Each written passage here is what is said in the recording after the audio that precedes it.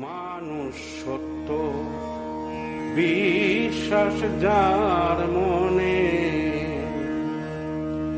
সে কি অন্য তত্ত্ব মানে, সে কি অন্য তত্ত্ব মানে। মানুষ সত্য। 1935 সাল। অলিতে গলিতে রাজপথে ব্রিটিশ পুলিশের বুটের আওয়াজ, গুলির তাণ্ডব। স্বাধীনতা পেতে তখনও 12 বছর বাকি।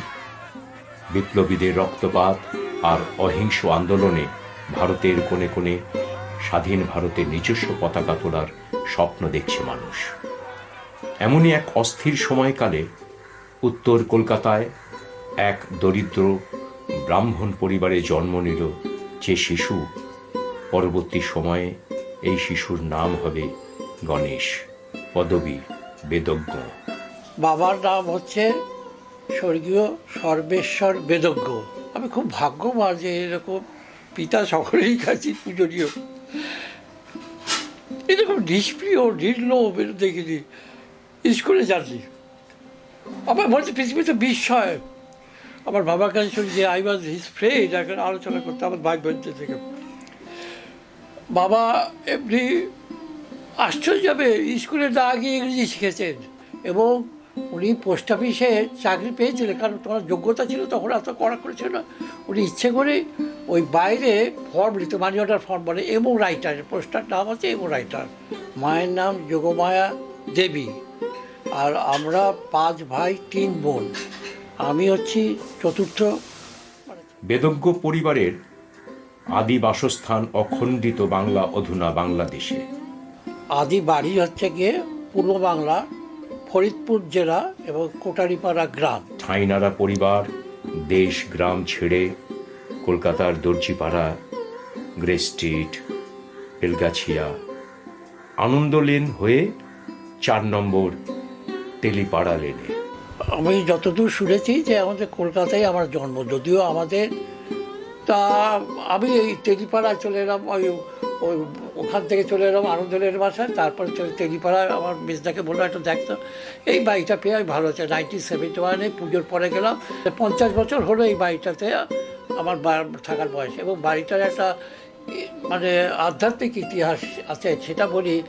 লোকমুখে শোনা যায় কথামৃত রচনাকার শ্রীমনাকি এই বাড়িতেই থাকতেন।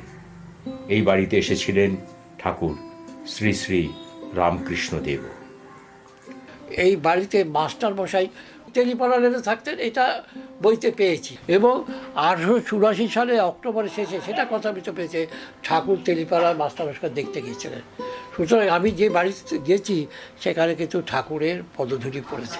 গণেশের বয়স যখন 7 বছর, তখন মায়ের সঙ্গে গণেশ গিয়েছিল দেশের বাড়ি ফরিদপুরের কোটালীপাড়া, সেই এক বাড়ি।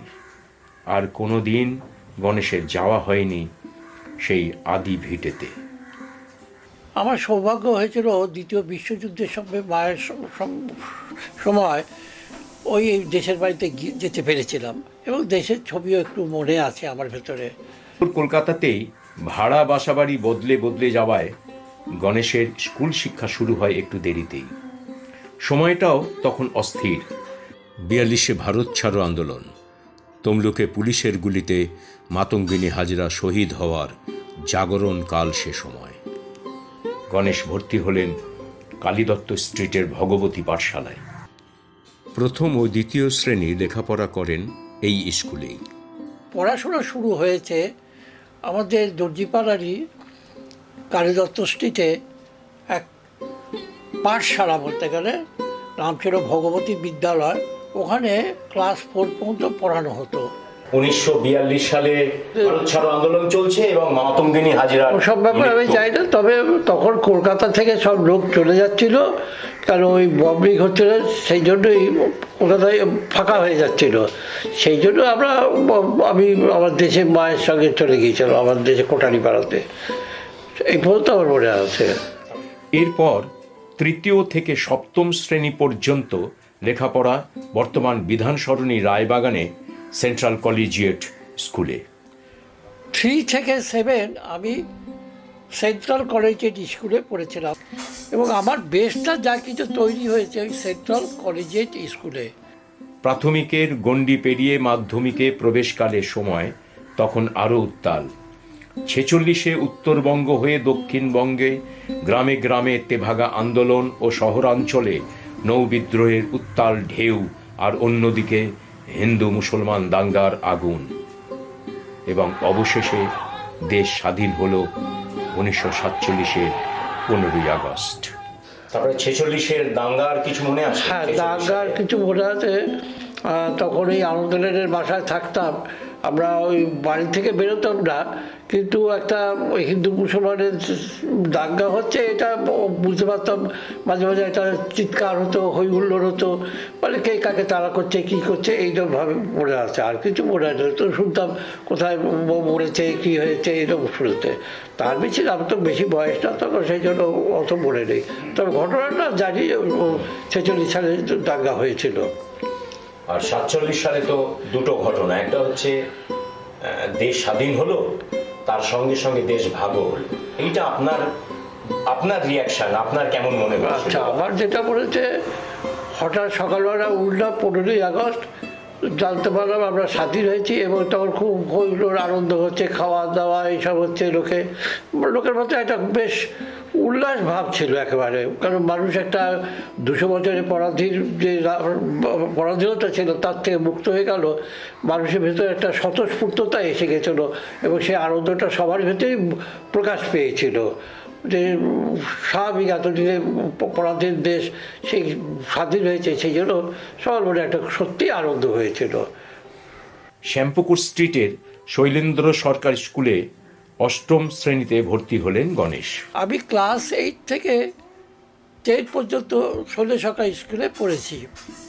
এখান থেকেই 1953 সালে ম্যাট্রিকুলেশন পাশ করেন। স্কুলের প্রাক্তন ছাত্র, এলাহাবাদ হাইকোর্টের প্রাক্তন প্রধান বিচারপতি ও পশ্চিমবঙ্গের প্রাক্তন রাজ্যপাল ডক্টর গণেশ বেদজ্ঞ আমার একজন শ্রদ্ধেয় ব্যক্তিত্ব। তিনি শুধু একজন সুচিকিৎসকই নন, তিনি প্রকৃত সমাজসেবী এবং সামাজিক দায়বদ্ধতা নিয়ে তিনি বহু মানুষের পাশে এসে দাঁড়ান এবং তাদের অনেক প্রয়োজনে তিনি নিজেকে যুক্ত করেন। তিনি বহু সমাজসেবী সংস্থার সঙ্গেও জড়িত আছেন, বিশেষ করে উত্তর কলকাতায়। তিনি আমাদের শৈলেন্দ্র সরকার বিদ্যালয়ের একজন প্রাক্তনী। তিনি আমাদের ম্যানেজিং কমিটিতেও ছিলেন।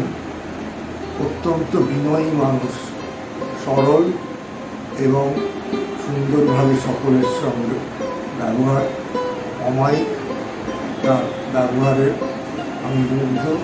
তিনি একজন সাহিত্য প্রেমীও। আমাকে একটি পুস্তক রামকৃষ্ণদেব রবীন্দ্রনাথ উনি একবার উপহার দিয়েছিলেন, মনে আছে আমার প্রয়োজন।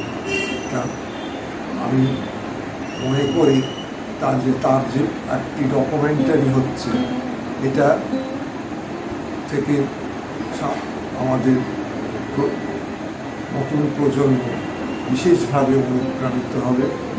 আমি দর্শক প্রাণালী এবং অন্যান্য উদ্যোগ এই ব্যাপারে বিশেষ অভিনন্দন জানাই। তারা একটা ডকুমেন্টারির মাধ্যমে খুব ভালো কাজে এগিয়ে এসেছে। ধন্যবাদ। বর্তমান শিক্ষক হরিনাথ নন্দ বলেন, ডক্টর গণেশ বেদজ্ঞের সাথে শৈলেন্দ্র সরকার বিদ্যালয়ের সম্পর্ক কত বছরের সেটা পরিমাপ করার মতো যোগ্যতা বা সামর্থ্য আমার নেই। এই বিরলতম মানুষ আমাদের স্কুলের যে কোনো বিপদে ছুটে আসেন। আমাদের স্কুলের ম্যানেজিং কমিটির উনি বেশ কিছুদিন সদস্যও ছিলেন। একটা আশ্চর্য জিনিস দেখেছি, প্রায় বিনামূল্যে চিকিৎসা করেন। তিনি কখনো কাউকে ফিস চান না। জীবন, গান্ধীজি বলেছিলেন যে আমার জীবনই আমার বাণী। ডাক্তারবাবুর ক্ষেত্রে এটা অনেক বেশি প্রযোজ্য। ডাক্তারবাবুর চরিত্রে বহু গুণের সমাবেশ ঘটেছে।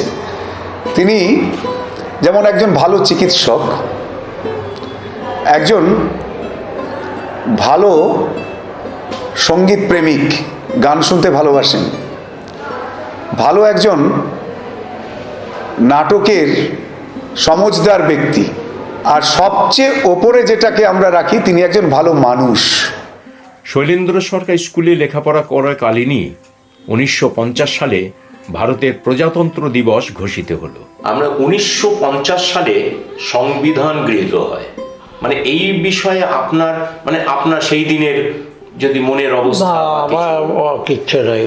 প্রথমত সত্যি কথা বলতে এই রাজনীতি বা এই ব্যাপারটা নিয়ে লিস্ট ইন্টারেস্টেড, সোজা কথা। এমনকি 1951-52-তে ভারতে প্রথম নির্বাচনও হয়ে গেল। না, এমন এসব ঘটনাবহুল সময়কাল গণেশ বেদজ্ঞকে তেমনভাবে আলোড়িত করেনি।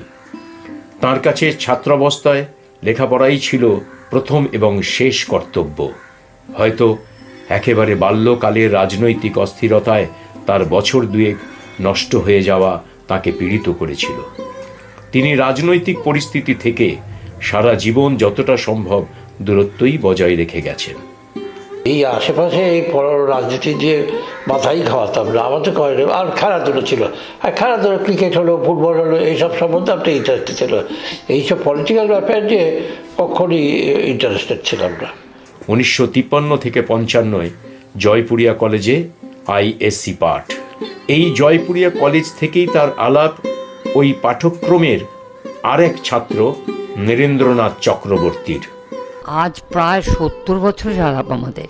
প্রথম স্কুল লাইফে আমাদের পরিচিতি ছিল না, কারণ ও পড়তো শৈলেন্দ্র সরকারে, আমি পড়তাম শ্যামবাজারের ভিতরে। প্রথম পরিচয় হলো আমাদের দুজনেরই আইএসসি যখন পড়তে গেলাম জয়পুরিয়া কলেজে, তখন সেই 1953 সাল, তখন আমাদের আলাপ, এবং সেই থেকেই পরিচয় একই রকম আজ পর্যন্ত। এখন আমরা সত্যিকারে বলতে গেলে এমনই ক্লোজ ছিলাম, পড়াশুনো এক জায়গায় বসে এক বিছানায় শুতাম। কোনোদিন ও আমার বাড়িতে ঘুমিয়ে যেত বা আমি ওর বাড়িতে। আমার মায়ের একটা এক্সট্রা ছেলেও, আর ওর মায়ের একটা এক্সট্রা ছেলে আমি। আমরা দুজনেই আইএসসি পাস করলাম তো একই সঙ্গে 1955 সালে করে দুজনেই আমরা বিএসসিতে ভর্তি হলাম। জয়পুরিয়া কলেজ থেকে ইন্টারমিডিয়েট পাশ করে বিদ্যাসাগর কলেজে গ্র্যাজুয়েট হন 1958 সালে।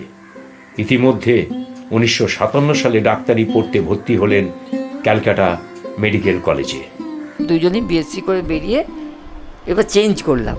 ও চলে গেল ডাক্তারিতে, আমি চলে গেলাম ইঞ্জিনিয়ারিংয়ে। ডাক্তারি পড়া খুব কষ্টের ছিল, তখন ভর্তি হওয়াও খুব কষ্টের ছিল। ওদের সংসারে খুব একটা সচ্ছলতা ছিল না, যার জন্য খুব কষ্ট করেই ও ডাক্তারি পড়েছে। 1964 নাগাদ বোধহয় দুজনেই প্রফেশনে ঢুকে গেলাম, চাকরি বাকরিতে ঢুকে গেলাম। সেই ওরও নামের আগে একটা ডিআর বসলো, আমারও নামের আগে একটা ডিআর বসলো, এই আর কি। 1955-এ বিদ্যাসাগর কলেজে কেমিস্ট্রি অনার্সে ভর্তি হলাম। 57 সালের কথা। আমার বড়দা মেডিকেল কলেজের প্রসপেক্টাস দেখে দেখলেন যে ইন্টারমিডিয়েট সায়েন্সে আমি ফার্স্ট ডিভিশন পাস করেছিলাম, সেই জন্য বলছে সেখানে ডাক্তারিতে ভর্তি হওয়ার সুযোগ আছে। আমার যেটা হচ্ছে, আমি ডিসইন্টারেস্টেড হয়েছি। সত্যি কথা, আমরা খুব গরিব ব্রাহ্মণ ঘরের ছেলে, খুবই দারিদ্র কি তা দেখেছি আমি। সোজা কথা একটা বলছি, যেটা ভাবতে পারো যারা ছাই দিয়ে দাঁত মাজতাম, এখন ভাবতে পারবে না। বিএস সায়েন্স বা বিএসসি পাস করে ডাক্তারি যখন ফর্ম ফিল আপ করার কথা হলো, আমার দাদা আরজি কর এবং মেডিকেলের জন্য দুটো ফর্মের টাকা দিয়েছিলেন। আমি করেছিলাম মেডিকেল কলেজের ফর্ম আনিয়ে সেইটা আমি ভর্তি করেছিলাম, এবং ওই আরজি করের যে টাকা সেটা আমি মানে কী করেছি, তখন ইনফ্লুয়েঞ্জা খুব হয়েছিল, আর জ্বর জানিতে গা হাত পা ব্যথা। আমার বেজদি তখন ছিল এখানে, আর তখন আমাদের দিনে একটা বলছি, এই প্রত্যেক বাজারই দুবেলা বাজার বসতো, এবং আমি চিংড়ি মাছ এনে ঝাল করে দিদিকে বলে খাওয়া, মুখটা ছেড়ে গেল। আরজি করে টাকা এইভাবে ব্যয় করেছি। কারণ বলছি, মেডিকেলে ভর্তি হওয়াটা একটা ইতিহাস, সেটা লোকে বিশ্বাস করতে পারবে না। আমার বড়দা হঠাৎ একদিন এসে, সুবোধ, ওর ইন্টারভিউ কবে? আমি ওসব মানে কিছু মনে রাখিনি। তারপরে হচ্ছে কি, আমার মানে শেষদা যেদিন দাদা এলো পরের দিন গেল, মানে উপরওয়ালা ঠাকুর বা স্বামীজি কি কৃপা, বাবার চোখ দিয়ে কান্না আসে। যে অবস্থা থেকে আজকে এসেছি না খেতে পারি না, এত কৃপা করেছেন। তখন ধার করে খেতে হতো। আচ্ছা যাই হোক, যেটা বলার উদ্দেশ্য হতো, আমার শেষটা গেল সেই দিন মুসলমানদের একটা পরব ছিল। পরের দিন আমার ইন্টারভিউ লাস্টে, কারণ আমার ফার্স্ট ডিভিশন একবার নিচের দিকে, জাস্ট ফার্স্ট ডিভিশন। তো আমি এবং তখন কিন্তু দিয়েছিল হয় ইউরোপিয়ান ড্রেস পরে আসতে হবে, আর তার আগে বাঙালি পোশাক পরে যাবে। তা আমি ধুতি আর কি শার্ট ফার্ট পরে গেছিলাম। তা আমার পরের মধ্যে একজন ছেলে কি, আমার একটা ছেলে কুন্ডু বলে আমার সঙ্গে ওই দিনের ছিল আমার বন্ধু। ওর যেদিন মেডিকেল কলেজে ইন্টারভিউ হয় আমি সঙ্গে, তখন ইন্টারভিউ একটু মুশকিলের ব্যাপার ছিল। 16টা সিট ছিল মেডিকেল কলেজে, ডাক্তারিতে 16টা সিট ছিল, তার মধ্যে ওকে কমপ্লিট করতে হয়েছে। আমি যেই ঢুকলাম, তা ঢুকে আমাকে যখন প্রশ্ন করতেছে, মুখ থেকে যে একটা এক্সট্রা এনার্জি এলো আমি ভাবতেই পারি না। এই ঠাকুর চারকাটা আমি নিজে যাই, একটা এক্সট্রা এনার্জি এলো এবং ফটাফট বলতে লাগলাম। সেটা কী হলো, কী নাম ধাম কী, তার বেদজ্ঞ বলাতে বেদ কল্পকার বললো, তারপর সেটা ভাগ বলো, সেটা যাই না। তারপরে একটা প্র্যাকটিস করেছিল, আমাকে একটা জিজ্ঞেস করেছিল কেমিস্ট্রি টার্ম ক্যাটায়ন। আমি বলেছি it is opposite to anion, you are very clever, what is মধ্যে অপোজিট টু দন্তের। আমি পুরোটা মনে করছি এইটা, মানে আমি যেটা ভুল করে ফেলবো সেটা no sign, it is positively charge down. সেই বলার পরে তারপরে আমাকে যা দিয়েছে সবই উত্তর দিয়েছি। এবং ইন্টারভিউতেও আমার যে বক্তব্য হয়েছিল আমি চান্স পাবো। কলকাতায় 16টা ছেলে 4টে মেয়ে নেবে, out of 16 I got a chance. তখন কত ফেয়ার হতো এই জিনিসটা বলছি। যাই হোক, আমি সঙ্গে ছিলাম, এটা মনে আছে। পাস যেদিন করলো সেই দিনটা অ্যাকচুয়ালি আমি বলতে পারছি না, খুবই ভালো লেগেছিলো, স্বাভাবিক না, সেটা খুবই স্বাভাবিক যে আমার বন্ধু ডাক্তার হলো। ও বলে বন্ধু বলতে আমার একজন, আর সব হচ্ছে চেনা লোক, হাই হ্যালোর লোক, কেমন আছো, কেমন আছি, কিন্তু বন্ধু বলতে একজন। সেইরকম করেই ও আমাকে মনে করে, আমিও তাই মনে করি। 1964 সালে ডাক্তারি পরীক্ষায় পাশ করেন। এই 59 থেকে টানা পড়ে গেলাম এবং 64-এ পাস করলাম। 1.5 বছর হাউস স্টাফশিপ করেছি। সেটা বলছি, মেডিকেল কলেজের থেকে নির্যাস যা আমি দিয়েছি, আমার মনে হয় কেউ আমার মতো পারবে না। কারণ বলছি, যে যা বলতাম তাকে তাকে দেখাতাম। আমি যেই থার্ড ইয়ার উঠলাম, সেকেন্ড ইয়ার পর্যন্ত নয়, থার্ড ইয়ার হলে আমরা তখন হচ্ছে স্টেথোস্কোপ ব্যবহার করতে পারি, আমরা ক্লিনিক্যাল বলে, এটা নন ক্লিনিক্যাল বা প্রি ক্লিনিক্যাল আর ক্লিনিক্যাল। যে যা বলেছে করে দিয়েছি। তখন ইঞ্জেকশান দেওয়া শিখেছি, ব্লাড প্রেশার দেখা শিখেছি, এবং সবই বিলে পয়সায় বলতে পারবো। এবং একটি ঘটনা আমার মনে আছে, আমাদের আনন্দ লেনে তোরা চিনবি, ওই যে মুদিখানার দোকান আছে ওই অধিকারী ব্রাদার্স, ওইখানে অ্যাকচুয়ালি পল্লীনগর প্রথম স্থাপিত হয়, মানে হোমিওপ্যাথি পল্লীনগর। তো যাই হোক, ওই বাড়ির একজনের গলার জন্য ভর্তি করেছি টনসিল অপারেশন, তার মায়ের আমার ছানির জন্য, আমার এইটা মনে আছে, একই দিনে দুজনকে ভর্তি করতে পেরেছিলাম। মানে আমার কিন্তু পড়াশোনা ক্ষতি না করে আমি কাজ চালিয়েছি। এবং এখানেই বলছি, আমাদের সিনিয়র একজন ছিল, মানে আমি এই যে ব্যাগার খাটি, তার পছন্দ না, এইসব করিস না করিস। আমি 10 সালা আমার কেউ বলেনি, কিন্তু আউট অফ মাই অনেকগুলো করেছি এবং তাতে আমার লাভ হয়েছে, শিক্ষা হয়েছে। যেমন একটা কেস আমার মনে আছে, আমারই বন্ধু, আমার বয়সী, তার মানে ভীষণ প্যারালিসিস মতো নাকি ব্যথা ছিল ভীষণ। তা আমি নার্ভের ডাক্তার দেখালাম, তা উনি দেখে বললেন যে এইখানে একটা সাদা প্যাচ ছিল, ওটা হচ্ছে লেপ্রোসি। উনি বললেন না, স্কিনে দেখান। তো দেখি সেরেছে। ঠিক ওই রকম একজন বয়স্ক ভদ্রলোক আনন্দবাজার কাছে, রাজা কালীকৃষ্ণ ছিলেন, আনন্দবাজার কাছে বয়স্ক লোক, তার একটা ওই হাতে সেই কী ঝামেলা ছিল, তারপরে বলে খুলতো, তবে দেখি এখানে প্যাচ। আমি বলি যা টপিক্যালে গিয়ে লেপ্রোসিতে দেখান। শুধু এই ফলে দেখানোর ফলে এইসব করে আমাদের একটা অভিজ্ঞতা। এবং তারপর বলছি, আমাদের এমার্জেন্সিতে সপ্তাহে 1 দিন করে ডিউটি পড়তো, আমরা দেখতাম, ওখান থেকে শিখতাম। এখনও মনে আছে, একটা কেস এসেছিল, সে পেথিডিনে অ্যাডিক্টেড, সে ব্যাটা পেথিডিন না পাওয়ার জন্য এমার্জেন্সিতে ল্যান্ড হয়ে সারা ঘুরছে এখন পাগলের মতো। আচ্ছা, আর একটা কেস যেন মনে রয়েছে, আমাদের যে সিনিয়র যারা তারা দেখতেন, বলতে এটা দেখো, এই দেখো। তো একটা কেস, একটা ইন্টারেস্টিং বলছে, একটা ছাতা ঝুলছিল, পড়ে গেছে একজন এখানে, তার থেকে টিটানাস হয়ে গেছে। ভাবা যায়, একটা ছাতা ঝুলছে পড়ে গেছে, ওই লোহা ছিল, ওর তৃতীয় কাছে এসেছিল, আমরা পাঠিয়ে দিলাম। এইরকম কেস আমরা যে দেখেছি তাতে আমাদের বেশটা ঠিক ছিল। ইতিমধ্যে ঘটেছে 1959 সালের আগস্টের ঐতিহাসিক খাদ্য আন্দোলন। না, সেই সময়কার আন্দোলনও গণেশ বেদজ্ঞকে রাজপথে টানেনি। 66-তে মেডিকেল কলেজ থেকে বেরিয়ে প্রাইভেট প্র্যাকটিস করবেন বলে মনস্থ করেন। যুবক চিকিৎসককে ভরসা করেননি কেউই, ভরসা দেননি। অবশেষে নিজের পাড়ার কাছে শ্যামবাজার ও শ্যামপুকুর স্ট্রিটের সংযোগস্থলে 7 নম্বর কম্বুলিয়াটলা লেনে কম্বুলিয়াটলা দরিদ্র ভাণ্ডারে সম্বলহীন মানুষদের চিকিৎসা করার সুযোগ পেলেন। সেদিন ছিল 1967 সালের 19 আগস্ট। আমি তখন আনন্দলেনে থাকি এবং ভান্ডারে ঢোকার মূলে আমি শম্ভুর কাছে কৃতজ্ঞ। আমাদের তখন আনন্দলের একটা ডিফেন্স পার্টি ছিল, ও রাত্রে পাহাড় দিত, ওই আমাদের ওখানে কাজ করতো, ওই রাত্রে দিত। তো 1947 সালে 12ই আগস্ট এটা প্রতিষ্ঠিত হয়।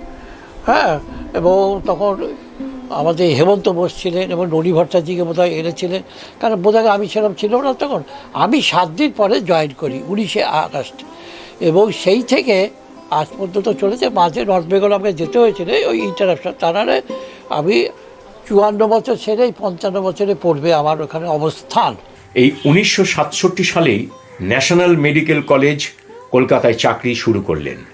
67 আমি ন্যাশনাল মেডিকেল কলেজে পাবলিক সার্ভিস কমিশনার থ্রুতে ওখানে চাকরি পেলাম। বিবাহিত জীবনের শুরু 1968-তে। স্ত্রী করুণা চক্রবর্তী। বিয়ে খুব কাছাকাছি, বোধহয় আমি আগে, তাই না? আমি আগে। আর বৌভাতে আমরা গিয়েছিলাম। তো মেয়ে দেখতে যাওয়া যেটাকে বলে, সেটা কিন্তু আমিই গেছিলাম।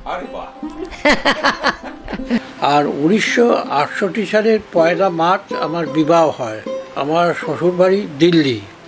সাংসারিক জীবনে 3 সন্তানের জনক। প্রথমে কন্যা সন্তান অর্পিতা বেদজ্ঞ ভট্টাচার্য, তারপর 2 পুত্র সন্তান সুদীপ ও জয়দীপ। আর আমার সন্তানাদির মধ্যে 1 কন্যা আর 2 পুত্র। আমার প্রথম সন্তান হচ্ছে গিয়ে আমার মেয়ে। ও ভর্তি হয় ডাফ স্কুলে, এবং ডাফ স্কুল থেকেই ও পাশ করে। তারপরে বেথুরে ও পড়াশুনো করে, ওখান থেকে ইংলিশ অনার্স পাস করে। তারপরে কিছুদিন পরে ওর বিবাহ হয়। জন্মসূত্রে আমি তার মেয়ে, মানে আমার জীবনের পথ চলার শুরু সব কিছুই তো বাবার হাত ধরে। কারণ স্কুলে ভর্তি করে দিয়ে এসছেন, সেখানেও তিনি তো শুধু আমার মা বাবা না, তিনি আমার মাও বটে। দামি জামা কিনতে চাইলে বাবা না করেছেন, কিন্তু দামি বই কিনতে চাইলে কখনো বলেননি যে না এটা হবে না। আমাদের পড়াশোনা, আমাদের ইংরেজি, ভাই বোনদের ইংরেজি শিক্ষা বাবারই হাত ধরে। তো এখনও যেটুকু ইংরেজি জ্ঞান, তার প্রাথমিক শুরুটা কিন্তু বাবার হাত ধরেই। আর আমার যে মানে পুত্র হিসাবে যে সে ষোলশাখায় বিদ্যালয়ে ভর্তি হয়েছিল, সেখানেই পাশ করে। তারপরে ও কমার্স গ্র্যাজুয়েট হয়। আর ছোটো ছেলে ছোটোবেলা অসুস্থ ছিল, ও দিল্লিতেই থাকতো মামার বাড়িতে, এবং সেখানেই পড়াশুনো করেছে, গ্র্যাজুয়েশনও হয়েছে। তার 1982 সালে 1 মার্চে রান্নাঘরে প্রাইমার স্টোভ বাস্ট করে স্ত্রী বিয়োগ। আনফর্চুনেটলি আমার স্ত্রী মারা যায় 1982 সালে। এই হচ্ছে গিয়ে মানে আমাদের সাংসারিক জীবন বলতে পারো। জীবনের একটাই বড় ল্যাপ যেটা দুঃখের, সেটা তো জানেন নিশ্চয়ই। তো ওনার স্ত্রী মারা যাওয়ার ঘটনাটা, ওর পরে ও পরে বড় একাই হয়ে গেল কীরকম হঠাৎ। তারপর করতে করতে আস্তে আস্তে আস্তে আস্তে নিজেকেও ঠিক করেছে। আমরা দেখেছি আমাদের বাড়িতে একটা আধ্যাত্মিক পরিমণ্ডল বরাবরই ছিল, কিন্তু মা চলে যাওয়ার পর বাবা আরও আধ্যাত্মিক জীবনের প্রতি আকৃষ্ট হয়ে যায়, কিন্তু তিনি কোনোদিন সংসারের প্রতি উদাসীন ছিলেন না। স্ত্রীর মৃত্যুতে খুবই ভেঙে পড়েছিলেন।